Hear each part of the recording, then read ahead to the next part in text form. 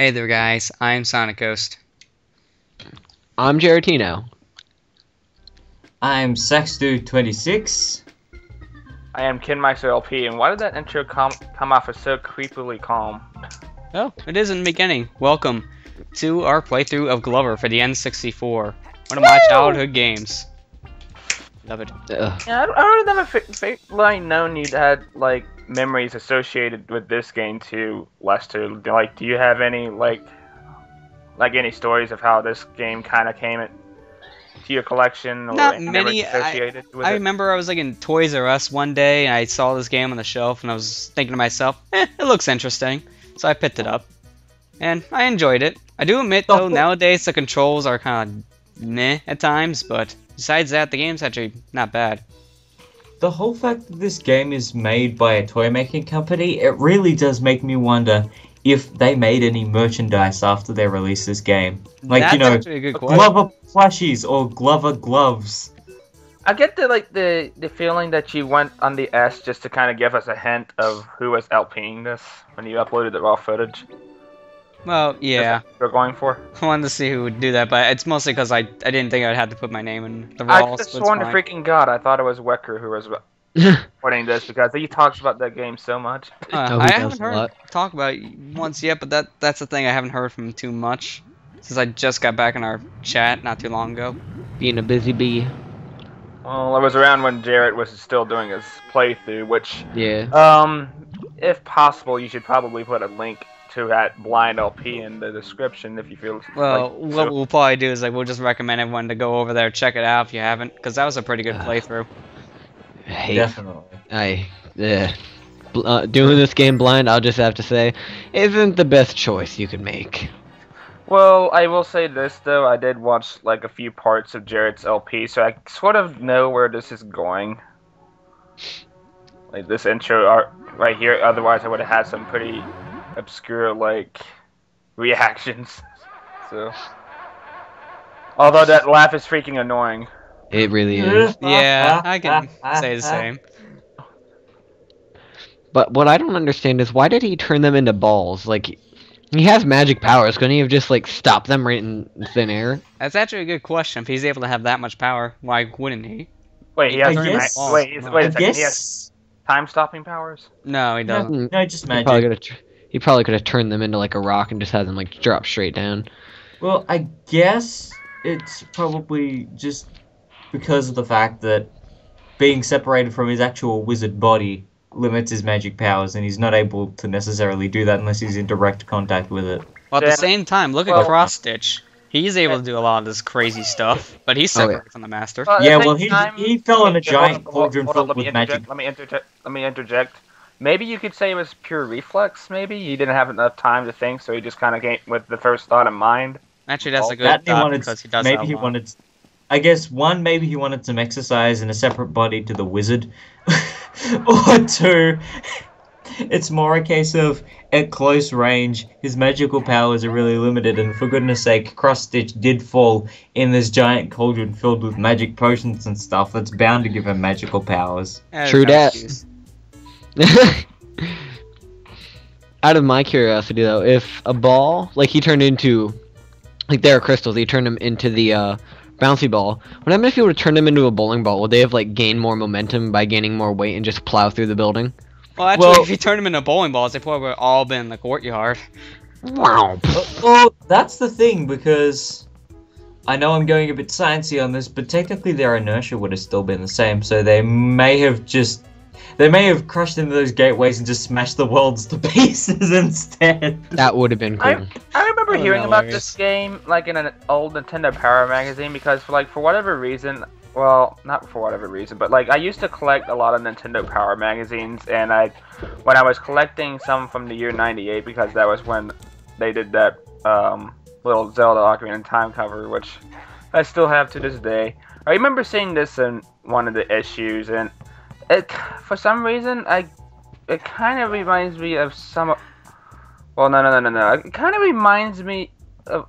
Not reminds me, but I get Gex flashbacks when I look at this for some reason. I don't know why. Well, at the same time, there was 2 Gex games on the N64, so maybe that's why. I have both of them, so I know what you mean. I have never played Gex. What do you do in that? Well, it really depends on which one, because I know like the first one was a 2D platformer, and then like the others in the series were 3D platformers. I Isn't played it all like- The 3D in the 3D ones is really nauseating. I will have to Yeah, say. at times it can be. I Like, tried I played all three of playing them. Gex 3D and I just felt so ill after about 10 Like, minutes. I played all 3 of the Gex games, and I think it's a truly underrated series. I like. Yes. Yeah, I say the same. I enjoyed the first 2 games, but like Gex 3 felt like it was too gimmicky. Well, to me, it's not just that. Yeah, at the same time, yeah, I did have a good amount of gimmicks, but Gex 3 just felt a little too long compared to the other one I played, which was Gex 64. It just sort of dragged on. Yeah, it took forever. Lester, you should probably explain what you gotta do in this level. But first things first, you're gonna go get an extra life.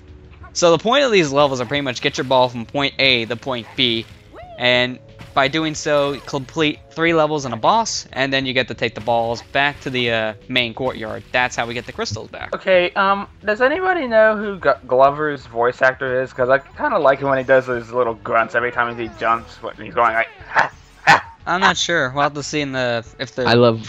Well, actually, no. I cut out the credits because they're way too long. But I'll have to like look that up or something. I love when he does a cartwheel. Cut the credits. Run for. They're like No. 15, 20 minutes. Yeah, it's true. It is really They're long. really- credits. You actually get to skip the credits, Jerry. I know you could. I just let them go, and I walked away from a different room. I came back 20 minutes later, and they was still going. Oh Is dear. crystal a bad idea? It is. Yeah. What you can do with the crystal is if you have the crystal on, you can go ahead and collect these Garrops here, which is these cards. If you collect all of them, that's how you get 100%, which we're not doing. But if you collect them with Too much. the crystal, you get double the points. So it's easier to rack up lives, so I'll be doing that quite a lot. But at the So are same you time, going- the crystal is extremely fragile. You just look at it the wrong direction, it's going to crack and break. Just out of curiosity, Lester, are you going for 100% on this or just... No, I'm just doing a standard Stop. playthrough. I never 100% this game before, but that's because you gotta collect every single one of these cards in each of the levels, and it's too tedious. A lot of them are freaking hidden. I don't know if I would go out of my way just to play this. Like, I'm not really one who judges on graphics, but these visuals are actually pretty nice for the N64. They Mm. really are, actually. For one of the N64 titles here, it's actually still kind of holds up from today's standards, but Mm. that's because it's not trying anything too complicated. But Yeah, like, it's just but going, like- hey, we can do polygons as well, and it works pretty well. but It's at not the trying to same time, the controls, like the handling, feels a little slippery. It's more just a little slippery, trust me. It just kind of feels awkward at times because sometimes it's really, really precise when you're trying to use the ball to get around. It's just kind of a pain. Because they made the platforming super simple in this game, but that's because you gotta get the ball everywhere. You can make the platforming easily by yourself. Put the ball in the equation, and it's gonna be a lot harder. So the controls is what really is the difficulty factor in this game. And Yeah, I that want to thing- explain the difficulty too. The differences between easy and normal mode, it's just like 2 little things. One, if you get all the Garrops in each of the levels, you don't get the true 100%. You need to play normal for it. Because the bonus levels you unlock, you don't unlock in easy. So you're through every level, you're navigating a ball through the. Pretty much. Yep. So It's like your lifeline, essentially. It's if actually you more lose like- it, you die. And it has 3 hits along with you, so if it takes 3 hits, you're gonna die. I'm and not they're- sure what to think about that actually. Oh, you it's know kind what? of an- Now I remember the game I was thinking of. It wasn't Gex. It was Chameleon Twist. Has anybody ever played Oh! that game? Do you know what? The funny thing is, a friend of mine showed me that game yesterday. That game is really nifty. Yeah. Now that I think of it, yeah, it wasn't Gex. It was faking Chameleon Twist. Yeah, I can see the parallels. Chameleon Twist is this game where you play as this chameleon who can stretch out his tongue at, you know, ridiculous lengths that would make Yoshi envious. Like one of the first things I see when I see the Mr. Tip hats, like, it kind of automatically reminds me of the rabbit that would give you like tutorials and such from that game. Hmm. It's a really obscure game, and I'm pretty sure this game itself is no exception. Well, to it is kind of one of the more obscure titles too. Yeah. Hmm. I was explaining something before. What was it? Oh yeah, the differences in between the two difficulties. There's one thing I want to note. In the easy mode, there's a gear finder. That's how you can't get the 200%. There was a glitch actually. You can bring it over to normal mode, which I just found out by watching Jepson's playthrough. Oh yeah, I didn't know that either. I didn't know that at all. And I played I'm the game at for a few years. 10:05 because my video just kind of like went. Oh, now it's going again. Eh. We're at 1020. I'm going to change the quality down to 240. It may look like utter shit on my side, but I don't care. Oh God, it really does.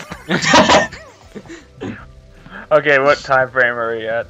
2:33, 10:34, 10:35, 10:36, 10:37. I'm at 10:44. Is that good? That's good. That's actually fine. Do you show the glitch thingy that I found about that power potion? Oh, you No, don't. I don't because I actually I complete this actually. Okay, One you know shot. what the quality looks like? It looks like the poor quality that you would see on YouTube when you're watching like those very old video game commercials. Yeah. From like When they show 2000. the gameplay. Yeah, I know what you mean. The 240 is only built for cell phones, really. Any kind of portable device. Oh, you dropped the ball. What are you doing? I had to go get it. You That's silly what I was goose. trying to do. I was trying to remember what was the button to just jump on your ball. I think it was Z. Yeah, I You're on kept a roll forgetting. there, Lester, and then you just got off the ball. You could just What appear is on your this? ball? Yeah. What the F? See, you press Z to do that. I That would have forgot made about it. that would have made it so much easier. Oh my god. Well, this playthrough is supposed to teach you a lot of new things. That's Oh for my sure. god. Since you only Alright. played the game once, and I played this game a handful of times when I was younger. No pun intended. What kind of pun were you going for there? Hands. I don't know, but I'd love to. Oh, I get it.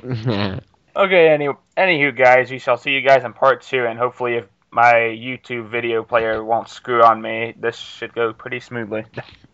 Kim, what is it with you doing other people's outros? Because everybody was just kind of quiet. I was waiting for a moment just to say, see ya. So, Focus. see you guys in part 2. Oh boy.